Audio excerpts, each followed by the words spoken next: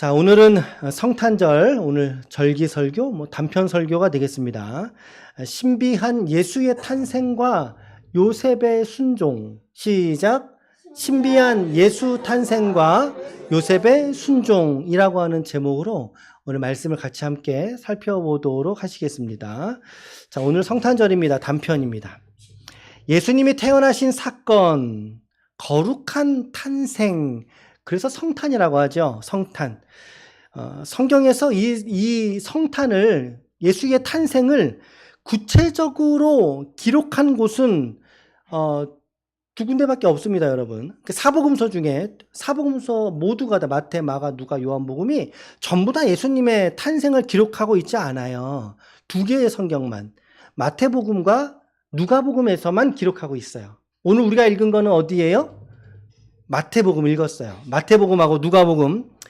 여러분들은 눈치채지 못하셨겠지만 우리가 이 성탄절마다 지금 우리가 교회로 모이고 나서 이게 여섯 번째 지금 성탄이거든요. 성탄절마다 우리가 이 마태복음과 누가복음을 한 해씩 이렇게 번갈아 가면서 지금 묵상을 지금 하고 있습니다. 우리가 작년에는 누가복음 말씀을 전했고요. 영상 보신 것도 혹시 기억나시나요? 약간 좀 지쳐 있는 학생이 마지막에 예수님 내 방 비어 있어요. 내 방에 오세요. 같이 영상 보았던 거.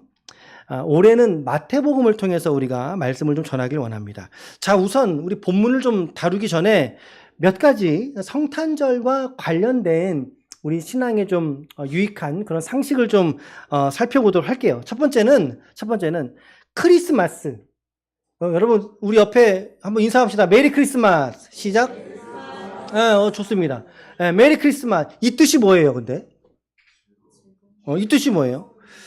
크리스마스라고 하는 뜻을 우리는 그냥, 그 의미와 내용을 생각하지 않은 채 그저 관용구처럼 인사하는 경우가 흔하지 않습니까? 메리 크리스마스 이렇게 인사 보통 하죠. 요새는 해피 크리스마스 하기도 하고 앞에다가 단어를 좀 관용구로 붙이기도 하는데, 메리라고 하는 말은 즐겁다, 명랑하다 이런 뜻이죠. 저거 매에 이자를 A를 쓰면은 결혼하다는 뜻이 됩니다. 그게 아니고 E가 들어가면 메리, 즐겁다, 명랑하다. 크리스마스라고 하는 단어는요, 이게 합성어예요. 두 단어가 조합이 된 건데, 먼저 앞에 있는 것은 크라이스트. 뭘 말하죠? 예수. 그 뒤에 나오는 마스. 이거는 뭘 말할까요? 이게 미사입니다. 미사. 예배를 의미하는 단어예요. 그러니까 크리스마스라고 하는 것은 예수님에게 뭐 하는 날? 예배하는 날. 예수님께 예배하는 날. 그런데 그 앞에 뭐가 붙었어요? 메리가 붙었잖아요. 그러니까 즐겁게 예수님께 예배하는 날입니다. 그런 말이에요. 그러니까 우리가 메리 크리스마스 할 때는 인상 쓰면서 하면 되겠어요? 안 되겠어요? 아닌 거죠. 막 진지하게 메리 크리스마스. 그렇게 할 것도 아니에요. 우리 옆에 다시 한번 이 의미를 즐겁게 예수님께 예배하는 날입니다 라고 하는 마음으로 한 번 더 앞뒤에 있는 분들과 함께 이 시간 인사 나누겠습니다. 시작. 앞뒤에 있는 분들과 함께 우리 인사 나눕시다. 메리 크리스마스. 아이고, 그래요. 그러니까 크리스마스는 예수님께 예배하는 날이에요. 즐겁게, 기쁘게, 명랑하게 예수님의 생일을 축하하면서 예배하는 날, 이런 의미, 예배하는 날. 근데 요새는 25일 날 예배를 안 드리고 24일 날 또 저녁에, 그것도 저녁 11시? 그렇게 예배하는 경우가 요 근래 또 있는 것 같아요, 보니까. 모르겠어요. 이 예배 형태가 좀 시대에 따라 조금씩 바뀌어지긴 하는데, 우리는 성탄절날 아침에 예배를 이처럼 드리죠. 우리가 적어도 세상 사람은 아니더라도, 적어도 우리들은 이 메리 크리스마스가 어떤 뜻인지는 알고서 우리가 인사해야 되지 않을까라고 하는 생각을 하게 됩니다. 즐겁게 예수님께 예배하는 날. 자, 첫 번째 상식. 메리 크리스마스의 의미가 무엇인지. 두 번째 상식. 그러면 예수님이 태어나신 날이 정말 12월 25일인가요? 라고 하는 거예요. 여러분들 어떻게 생각하십니까? 예수님이 태어나신 날이 정말 2000년 전에 12월 25일이라고 하는 양력 이날 태어나셨을까요? 분명히 말씀을 드리면 아닙니다. 그렇죠? 아닙니다. 더욱이 예수님의 탄생을 우리가 BC 4년에서 6년 그 사이로 추정을 하게 되는데 여러분 이 시절에 우리나라의 한국사는 어떻게 되는지 아세요? BC 이 0년도 그러니까 BC AD와 BC 고를 막 가르는 그 사이에 우리 한국사는 어떤 연대기인지 아세요? 그래 맞아 주원아 정확해. 고구려 백제 신라가 발흥하던 그 초창기 시절인 거예요. 그러니까 우리 역사와 비교를 하더라도 이 역사가 가까운 역사예요? 오래된 역사예요? 그렇죠. 상당히 오래된 역사죠. 2000년 전의 역사니까. 그래서 12월 25일 이날 예수님이 태어나셨어 라고 하는 것은 우리가 성경을 대하는 상당히 비인격적인 태도일 수도 있다는 거예요. 성경이 말하는 바는 그렇지 않고 그 날짜를 특정할 수 없음에도 불구하고 그날이야 라고 못 박는 것만큼 이게 불편한 게 어디 있겠어요. 자, 그러면은 목사님 왜 25일 날 이렇게 성탄절이 됐습니까? 그래요. 12월 25일은 그리스 로마의 태양신인 제우스 혹은 애굽의 태양신인 라의 생일이에요. 그 날을 생일이라고 그래요. 보편적으로 야 제우스의 생일이 12월 25일이래 라고 하는 사고가 이 그리스 로마 사회에 많이 펼쳐져 있던 거죠. 그래서 그 당시 교회에서 선교적 차원으로 제우스의 생일이 이미 퍼져서 알려 있었기 때문에 그 날을 교회가 취하게 된 겁니다. 선교적 차원에서 그 날을 예수의 태어나신 날을 기념하는 탄생일로서 간주하기 시작했다는 것이죠. 그래서 지금까지 우리 서방교회는 12월 25일을 성탄절로서 보내게 되었다. 반면에 동방교회, 지금 우리 지구촌에 개신교가 크게 두 조각 나 있다고 한다면 동방교회와 서방교회인데 지금의 러시아를 포함한 이 동유럽 국가들의 개신교가 동방교회라고 그럽니다. 근데 이 동방교회들은 성탄절을 12월 25일로 또 지키지 않아요. 양력 1월 1일부터 8일까지의 한 주간을 예수 탄생 축제로서 이 기간을 또 구별해서 지킨다고 그래요. 그러니까 이 성탄일에 대한 다양한 주장은 지금도 주장이 되고 있고요. 앞서 말씀드린 내용들도 이러한 여러의 제안들 중에 하나를 여러분들에게 소개해 드린 겁니다. 자, 그러니까 우리는 예수님 생일이 12월 25일 우리 양력 생일처럼 변하지 않고 확정하고 특정적이잖아요. 우리 생일은 예수님도 그날이야 라고 하는 거를 우리가 생각을 버리고 겸손하게 정확히 그날을 우리는 모르지만 작년에 누가복음 설교할 때 예수님의 생일에 관한 이야기를 잠깐 말씀드렸는데 혹시 언제로 추정된다는 이야기가 있는지 기억나시는 분 계시나요? 말씀해 보니까 4월 말한 거지? 그래요. 5월 너 5월 말한 거지? 그래요. 누가복음에서는요. 이때 목자들이 밖에서 뭘 했다고 표현하고 있어요? 그래요. 맞아요.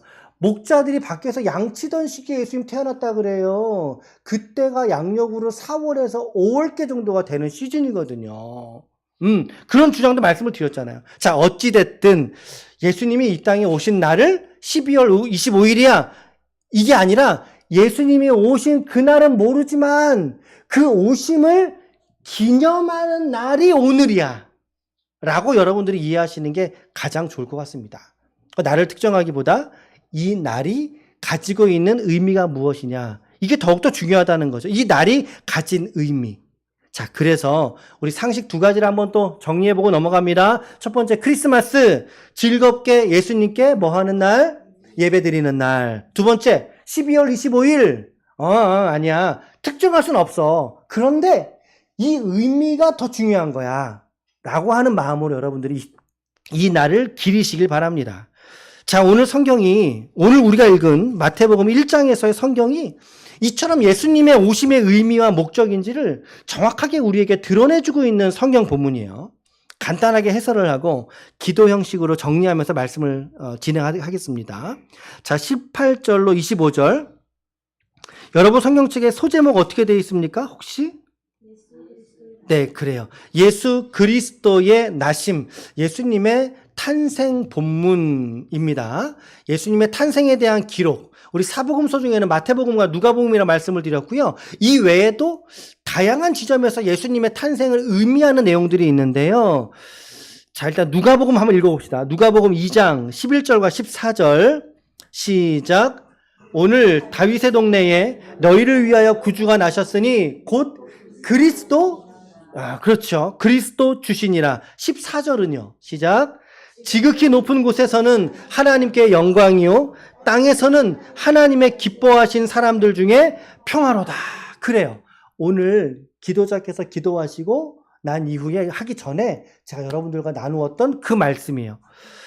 마태복음에서는 우리가 읽은 말씀에서는 우리 몇 절 읽었나요? 절수 얼른 세보세요. 몇 절이에요? 7? 8절. 그렇죠? 18절에서 8절까지로 예수님의 탄생을 구약의 예언의 성취라고 하는 관점에서 짤막하게 요약을 한 반면에 누가복음 한번 넘어가 보실래요, 여러분? 누가복음 보세요. 마태, 마가, 누가복음. 자, 누가복음은 몇 절에서 몇 절까지예요? 이게 누가복음은 2절? 2절? 2절, 2장 1절 위에 뭐라고 되어 있어요? 소제목이. 누가복음 2장 1절 위에 소제목이 어떻게 되어 있습니까? 그래요. 예수의 나심으로부터 시작을 해서 그 본문이 어디까지 가냐면 21절까지 간단 말이에요. 21절까지. 그러니까는 마태복음에 기록된 분량으로 치면은 몇 배죠? 38에 24니까 거의 3배가 되는, 훨씬 더 많은 분량을 누가복음은 할애해서 우리에게 알려주고 있어요. 자, 이 마태복음과 누가복음의 이야기, 그리고 또 다른 곳에 또 있어요. 요한복음 1장 14절 같은 말씀도 예수님의 탄생을 우리가 연결 지을 수 있는 그런 본문이에요. 자, 요한복음 1장 14절 시작. 말씀이 육신이 되어 우리 가운데 거하심에 우리가 그의 영광을 보니 아버지의 독생자의 영광이요 은혜와 진리가 충만하더라. 예, 이 구절 참 압축적이죠. 그 상당히 상징적이죠. 말씀이 육신이 되어 우리 가운데 거하신 존재가 누구예요? 그분이 예수예요. 그 말씀이 육신이 되신 구체적인 사건은 어디예요? 그게 성탄절인 거예요. 성탄절. 육신으로 우리 가운데 오신 하나님의 아들 예수 그리스도. 이런 구절에서 우리는 예수님의 탄생과 관련된 구절로도 우리가 엮어볼 수 있겠다. 또 한 구절만 좀 더 읽어볼까요? 이사야 9장 6절입니다. 이사야 9장 6절. 시작. 구약에서 예수님의 탄생을 가장 가깝게 예언한 본문입니다. 시작.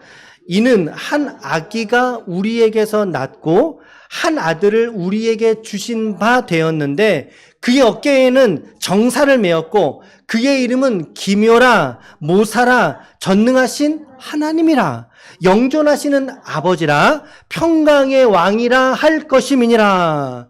이사야에는 예수님에 관한 예언의 말씀들이 곳곳에 발견돼요. 9장만이 아니라 53장, 그렇죠. 고난받는 종에 대한 이미지 등등이 이사야 안에는 있는데 예수님의 탄생과 더불어 살펴볼 수 있는 말씀이 이런 구절이에요. 예수님이 누구신가? 그분은 하나님이셔. 이 구절을 세 번역으로 본다면 여러분들이 어려운 말이 있죠. 기묘자, 모사 이런 말 좀 우리 또 학생들도 어려울 수 있어요. 자, 세 번역으로는 이렇게 되는데 제가 읽어볼게요. 세 번역. 한 아기가 우리를 위해 태어났다. 여러분들을 위해 태어났다. 우리가 그 한 아들을 모셨다. 그는 우리의 통치자가 될 것이다. 하나님 보좌 우편에서 우리를 다스리시는 왕이 되실 것이다. 그의 이름은 놀라운 조력자, 전능하신 하나님, 영원히 계시는 영존하신 하나님, 그리고 평화의 왕이라고 불릴 것이다. 라고 기록을 하고 있다는 거죠. 예수님이 누구신가라고 하는 이야기에. 아멘. 오늘 하나님의 이 말씀을 오늘 저와 여러분들이 믿음 안에서 받을 수 있기를 예수님의 이름으로 축복합니다. 아멘. 아멘. 그리고 우리가 오늘 읽은 오늘 본문의 말씀을 이제 봅니다. 18절. 오늘 본문의 18절 말씀 시작. 예수 그리스도의 나심은 이러하니라.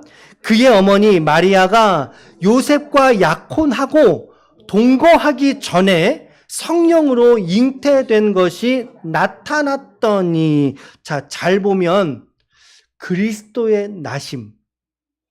예수님의 태어나신 그 배경은 이거야. 태어나신 내용은 이렇게 태어나셨어. 라고 하면서 성경이 말하는 거죠. 마리아가 어머니죠. 요셉이죠. 요셉은 아버지죠. 동거하기 전에. 이 말은 같이 살기 전에. 또 다른 표현으로 좀 생각해 본다면 서로 잠자리를 갖기 전에. 아니, 잉태됐대요. 잉태가 뭐예요? 아이를 가진 거예요. 애를 가진 거예요. 그런데 말씀을 잘 보세요. 무엇으로서 잉태되었다고 성경은 말합니까? 그래, 맞아요. 성령으로 잉태되었다라고 말씀하고 있습니다. 마리아의 뱃속에 남편인 요셉과 잠자리를 갖기도 전에 애가 들어섰는데 성경은 그 들어선 애를 성령으로 잉태된 태아라고 말하고 있다라는 거죠. 이 아기가 아빠가 엄마가 정상적인 어떤 육체적인 행위를 따라서 사실은 아기를 갖는 게 정상이잖아요. 이게 보통의 생육 방식, 이거를 일반 생육 방식이라 그래요. 우리 모두가 다 그 과정을 통해서 태어난 거예요. 혹시 이 중에 저는 엄마 아빠의 관계가 아니고 태어났습니다 이런 분 있나요?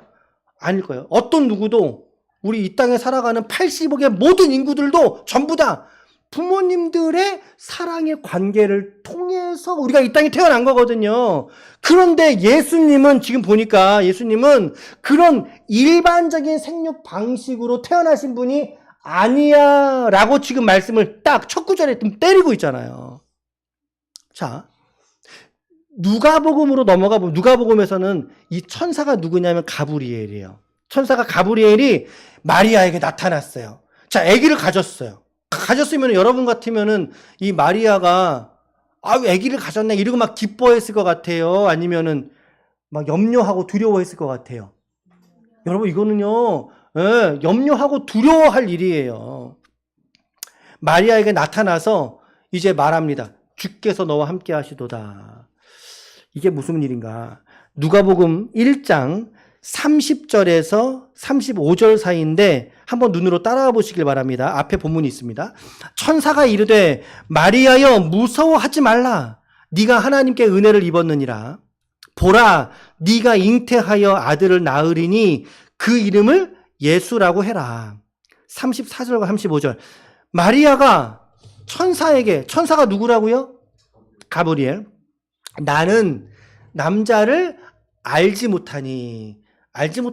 이 표현은 우리 구약의 언어로 표현한다면 야다란 단어거든요. 알지 못한다. 나는 남자하고 한 번도 관계를 가진 적이 없어요.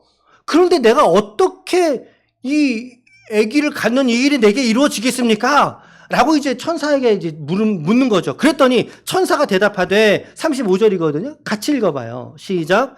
천사가 대답하여 이르되 성령이 네게 임하시고 지극히 높은 이의 능력이 너를 덮으시리니 이러므로 나실 바 거룩하신 이는 하나님의 아들이라 일컬어지리라. 아멘. 목사님, 저는 어떻게 남자 여자가 부모가 사랑하지 않았는데 어떻게 애가 생겨요? 여러분, 이거 너무 간단한 일이에요. 왜 간단한 일인지 아셔요? 창세기 1장 1절 시작. 여러분, 우리 신앙 고백의 제1 고백이 뭡니까? 창세기 1장 1절 아닙니까? 우리 성경의 첫 구절이 태초에 하나님이 천지를 창조하시는 하나님이라고 선언하고 있잖아요. 할렐루야. 이거 믿으십니까, 우리? 여러분 믿으십니까? 마음에서 동의하십니까? 이것에 동의할 수 있는 사람은요. 그렇지요. 마리아의 뱃속에 남자와의 관계를 갖지 않고도 성령으로 잉태된다는 이 말씀을 마음으로 믿을 수 있는 줄로 믿습니다. 아멘. 그러므로 이 말씀은 우리에게는 납득이 안 되는 말씀이지만 그러나 하나님에게는 이거는 너무나도 쉬운 일인 거예요. 너무나도 쉬운 일. 자, 말씀드렸듯이 아까 마태복음은 몇 구절이라 그랬어요? 예수 탄생 본문이 8구절. 그리고 누가복음은 몇 구절이라 그랬어요? 21구절. 마태복음 기록은 상당히 간략하단 말이에요. 그래서 이런 전후 맥락을 다 삭제를 했어요. 말을 안 하고 그냥 이렇게 뚝뚝 넘어갔단 말이죠. 그래도 누가복음이 좀 이렇게 좀 상세하게 전후 문맥을 좀 밝혀주고 있습니다. 자, 여기서 우리의 질문, 이런 질문이죠. 예수님은 왜 남자와 여자의 정상적인 결합을 통해서 지금 우리 모두가 그 관계를 통해서 지금 이 자리에 존재하게 된 거잖아요. 우리 부모들이, 그리고 오늘 우리가, 또한 우리의 자녀들인 우리 자녀들이 또한 그러한 관계들을 통해서 우리 자손들을 계속 이게 배출해 나갈 거 아닙니까? 이걸 성경에서는 허리에서 나왔다 이런 표현을 써요. 허리에서 나왔다. 자, 그런데 유독 지금 우리 세계 인구가 몇 명인지 알아요? 그래, 맞아요. 지금 이 세계 인구를 80억이라 그래요. 80억 인구 중에 단 한 사람, 오직 단 한 사람, 예수만이 왜 남자의 씨를 통한 임신이 아니라 성령을 통하여 잉태되시고 사람으로서 태어나셔야 했겠느냐라고 하는 질문을 우리가 할 수 있다는 거죠. 이 질문이 반드시 필요한 것은 이 질문의 해답이 해소가 될 때 비로소 여러분들의 믿음이 자라기 때문입니다. 우리의 믿음이 자라기 때문에. 여러분, 이렇게 하나님의 아들로서 육신은 사람의 모양일지라도 하나님의 아들로서, 제가 자주 말씀드리잖아요. 하나님의 아들은 곧 누구셔요? 하나님이셔요. 하나님의 아들로서 예수가 태어나셔야 될 이유, 그것은 아주 명백합니다. 우리의 신앙 고백에 사도신경에 명백하게 나와 있습니다. 바로 저와 여러분들을 무엇하기 위해서? 우리를 구원하시기 위해서. 아멘.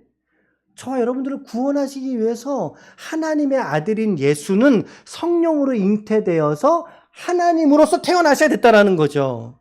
자, 남편 요셉이, 자, 어찌됐든 지금 이 상황을 남편 요셉은 이해가 돼요, 안 돼요? 이거 안 되죠. 그러니까는 이 약혼 관계를 어떻게 하고 싶겠어요? 요셉은 부셔버리고 싶겠죠. 그렇죠. 이건 당연한 거예요. 나 이거 약혼 결혼 못해. 그러는데 그때 이 일이 도대체 어떻게 된 일인지를 가브리엘이 요셉의 꿈에, 오늘 본문에 현몽하여 이런 표현 썼잖아요. 꿈에 나타나서 그에게 가르쳐 준 거예요. 그게 20절이거든요. 오늘 본문의 20절. 시작. 이 일을 생각할 때에 주의 사자가 현몽하여 이르되 다윗의 자손 요셉아, 네 아내 마리아 데려오기를 무서워하지 말라. 그에게 잉태된 자는 성령으로 잉태가 된 것이다. 자, 그러면서 예수가 이 땅에서 무슨 일을 할 것인지, 앞으로 어떤 삶의 목적을 가지고 예수가 살아갈 것인지를 말씀하고 있는데 그 내용은 21절이에요. 시작. 아들을 낳으리니 이름을 예수라 하라. 이는 그가 자기 백성을 그들의 죄에서 구원할 자이심이니라 하니라. 아멘. 그래, 맞아. 말씀에 나와 있잖아요. 하나님께서 아들로 이 땅 가운데 육신으로 오신 이유는 누구를 구원하시기 위해서요? 우리를, 자기 백성을 구원하시기 위해서. 오늘 우리를 구원하시기 위해서라는 거예요. 인간의 모양으로 이 땅에 오신, 일반 생육 방식이 아니라 남과 여의 결합이 아니라 성령으로 잉태되어 태어나신 이유, 이것은 곧 우리를 구원하시기 위해서이다. 자, 그렇다면, 자, 이것을 이해하려면요, 우리는 구약의 제사의 방식을 좀 이해하셔야 돼요. 자, 저를 한번 좀 봐주세요. 저 뒤에 우리 학생들, 우리 학생들 저를 봐주세요. 구약에서는요, 제사를 드리면, 여러분, 구약에서 드리는 제사의 가장 본질적인 목적은 뭔지 아세요? 맞아요. 제사의 가장 본질의 1차적 목적은 지은 죄를 하나님 앞에 용서함 받기 위해서 제사를 드리는 거예요. 그런데 그 제사를 드리는 사람이 자기가 지은 죄를 용서받기 위해, 자기의 죄가 크면 큰 재물, 조그마면 작은 재물을 가지고 제사를 드리게 되어져 있어요. 내 죄가 엄청 커요. 그러면은 소나 송아지나 이런 걸 잡아서 이제 제사를 드리는 거예요. 근데 이보다 작아요. 그러면 염소나 양을 잡아요. 나는 그보다 더 작아. 그러면 비둘기나 이런 새를 잡아서 드려요. 아, 나는 근데 이거 살 돈이 없어. 어떡하지? 그러면 곡식을 좀 얼마 가져와서 하나님께 드리면서 용서를 받아요. 자, 좌우간에 제사는요, 죄를 용서하기 위해 제사를 드리는데 그 방식이 뭐냐? 나의 지었던 죄를 이 제물에게 전가시키는 방식이에요. 내 죄가 얘한테 옮겨져 갔습니다. 그러므로 이제 얘를 죽여서 제 죄를 용서해 주십시오. 그러니까 죄를 용서함 받기 위해선 반드시 제물의 죽음이 필요했다라고 하는 것입니다. 좌우간에 제사를 드리는 사람의 죄가 전이된 그 대상을 가지고 하나님께 가서 제물을 드리게 되어져 있어요. 제물을 죽여서 불살라 태우는 방식. 그러니까 이 제물이 죽은 거는 결국에 누가 죽은 거예요? 이 제물이 죽은 건 결국에 누가 죽은 거예요? 제사의 관점에서 누가 죽은 거예요? 제사 드리는 사람이 내가 죽은 거와 다른 감이 없는 거예요. 그런데 성경은 말한다는 거죠. 인간이 누구냐? 로마서 3장 23절에 모든 사람이 죄를 범하였음에 하나님의 영광에 이르지 못하더니, 여러분, 죄의 싹은 뭡니까? 사망이라고 성경이 말해요. 모든 사람이, every people, 모든 사람이 다 죄를 범했다고 말하고 있어요. 로마서 5장 12절은 또 이렇게 말하고 있어요. 그러므로 한 사람으로 말미암아 죄가 세상에 들어오고, 이 한 사람은 누구를 말할까요? 아담이에요? 하와이에요? 사실 이렇게 구분하는 건 큰 의미는 없을 것 같아요. 자, 우리는 아담이라고 말하고 싶지만, 그러나 성경에 제일 먼저 그 불순종에서 사과를 따먹은 사람은 누구예요? 하와죠. 좋습니다. 그 한 사람으로 말미암아 죄가 세상에 들어왔고, 그 죄로 말미암아 사망이, 누군가 죽어서 그 죄를 갚아야 되는 사망이 들어왔나니, 이와 같이 모든 사람이 죄를 지었으므로 사망이 모든 사람에게 이르렀느니라 라고 성경은 말해요. 자, 그러니까 우리는 일반적인 생육 방식을 통해서 출생한 모든 사람은 전부 다 성경의 증언에 의하면 뭐다? 누구다? 그렇지요. 논리적으로 여러분 생각을 해보셔요. 모든 사람이 죄인이었던 거예요. 그럼 만약에 예수님이 마리아와 요셉의 관계를 통해서 태어났다라고 한다면, 그렇다면 예수님도 뭐가 되는 거예요? 죄인인 거예요. 그러면 예수님은 죄인으로 태어나서 죄인은 자기 죄로 말미암아 죽어야 되잖아요. 그러니까 예수님도 실은 누구 죄로 말미암아 죽어야 돼요? 자기 죄로. 일반적인 생육 방식을 통해 출생한 모든 사람은 전부 다 죄인입니다. 그래서 예수님도 이 방식으로 태어났다면 죄인일 수밖에 없는 존재에 불과한 것입니다. 그렇다면 예수가 지금 또 다른 누군가의 죄를 위해서 죽어줄 입장이 아닌 거죠. 그도 구원받아야 될 대상이 되기 때문에, 그죠? 그가 우리를 구원하시기 위해서는요, 그에게는 뭐가 없어야 돼요? 뭐가 없어야 돼요? 그에게는 뭐가 없어야 돼요? 죄가 없어야 되는 거예요. 죄가 없는 그 죄가 없이 태어나려면 어떻게 태어나셔야 됐겠어요? 사람의 씨가 아니라, 그렇죠. 성령으로 잉태된, 이거를 특별 생육 방식이라고 그래요. 이 방식으로 태어나셔야지만 사람의 우리의 죄를 예수님에게 전가시킬 수 있는 거예요. 이해가 되시나요, 여러분? 더불어 한 사람의 죄가 아니라 우리 모든 구원하시기로 작정한 사람들의 죄를 받으셔야 됐기 때문에 그는 하나님이셔야 했던 거예요. 하나님이셔요. 그래서 예수님은 오늘 저와 여러분들을 구원하기 위해서, 사람을 구원하시기 위해서 사람의 옷을 입고 오셔야 됐고, 그리고 그분은 죄가 없이 태어나셔야 했기 때문에 성령으로 잉태될 수밖에 없는 그러한 존재셨다라는 거죠. 예수님이. 아멘. 그러므로 우리는 예수님이 왜 사람이셔야 됐는가? 그리고 예수님은 왜 죄가 없이 태어나셔야 됐는가? 라고 하는 이유를 우린 명백하게 오늘 말씀을 통해서 우리가 깨달을 수 있기를 축복합니다. 아멘. 가장 확실한 이 성경의 증언을 오늘 저 여러분들의 지식 안에, 여러분들 신앙 고백 안에 확실하게 탑재할 수 있기를 바랍니다. 오늘 지금 말씀드린 이 내용이 정말 중요한 내용이에요. 기독론의 핵심과 같은 내용이에요. 왜? 이단들이 다 여기서 나와요, 여러분. 이단들이. 다 이거를 다 뚫고 온다고요, 이거를 여러분. 이 지식이 우리 안에 탑재가 되어 있지 않으면, 그래? 아이고, 이만희 하나님. 이렇게 된다니, 이만희 성령 이렇게 된다니까요. 큰일 납니다.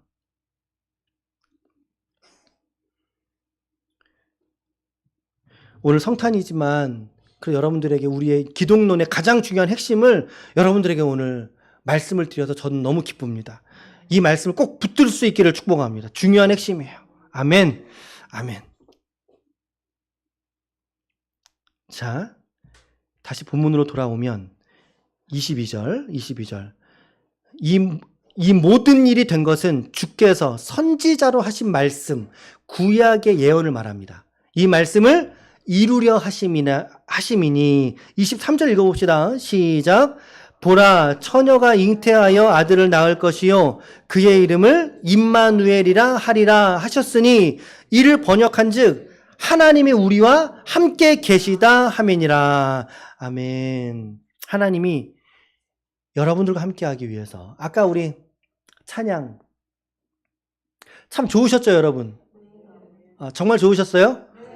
저도 깜짝 놀랐어요. 그 가사의 내용이 뭡니까? 영원히 우리와 함께 하시기 위해서 이 땅에 오셨다. 그것을 우리와 함께 하시는 하나님, 그것을 성경의 어려운 말, 사자성어로 어려운 말 뭐라고 말한다고요?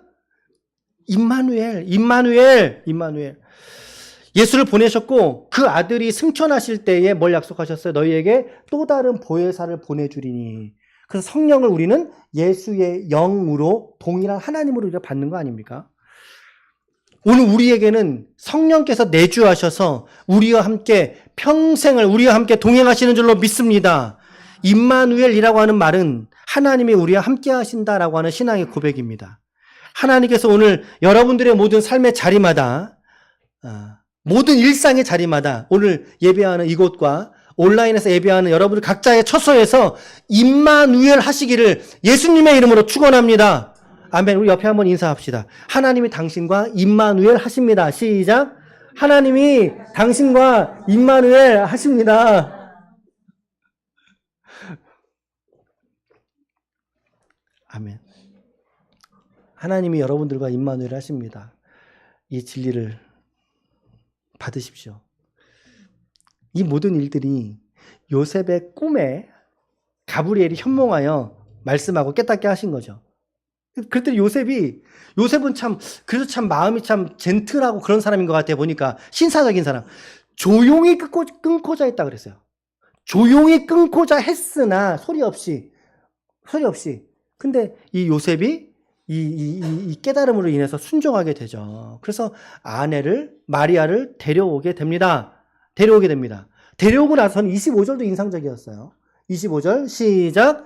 아들을 낳기까지 동침하지 아니하더니 나음의 이름을 예수라 하니라. 아멘.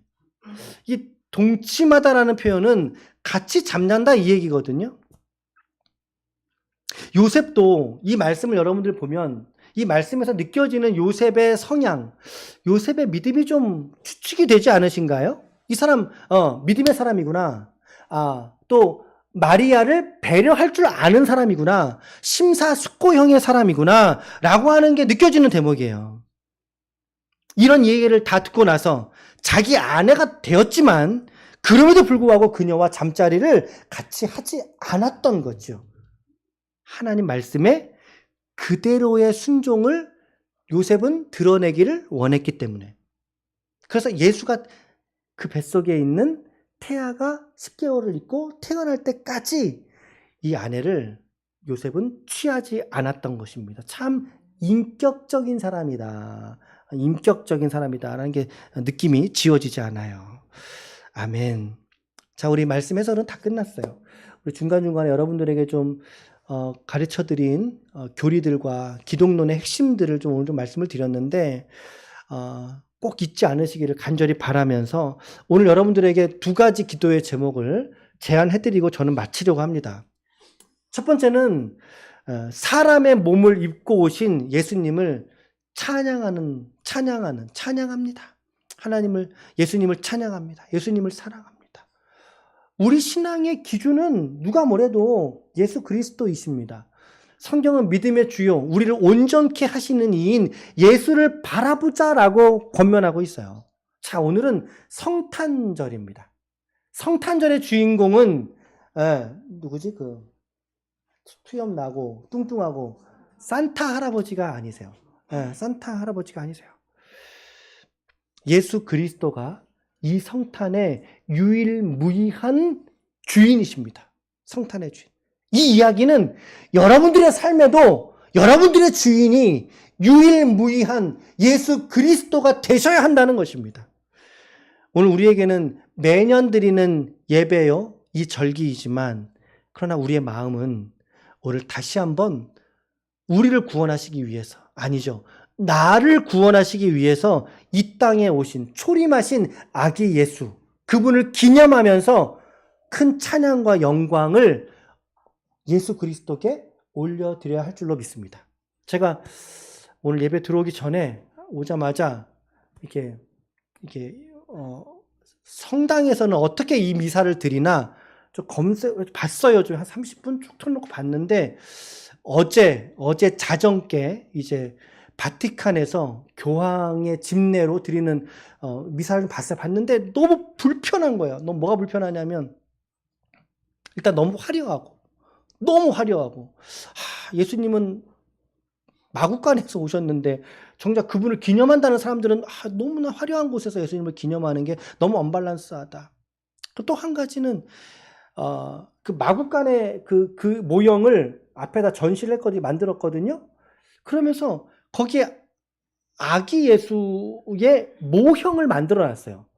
그 모형을 만들어서 이제 부사제들이 그 아기를 데려와요. 데려오면 이제 교황이 그걸 받아다가 그 인형에다 뽀뽀를 이렇게 하더라고요. 키스를 하고 그 인형을 막 한 바퀴를 돌고 이런 걸 하셔요.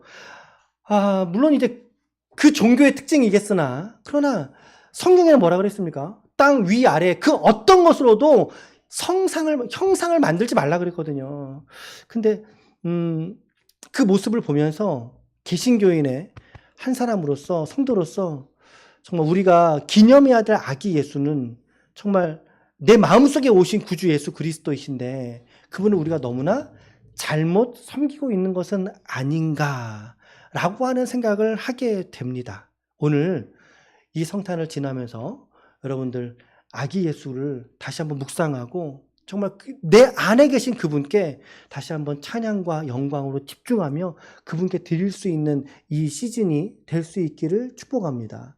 그런 마음 들어요. 그래서 사람의 몸을 입고 오신 예수님을 우리 기념하고 찬양하고 높이는 우리가 되었으면 좋겠고요. 두 번째는요, 좀 이제 본문에 좀 더 적용적인 측면이었어요.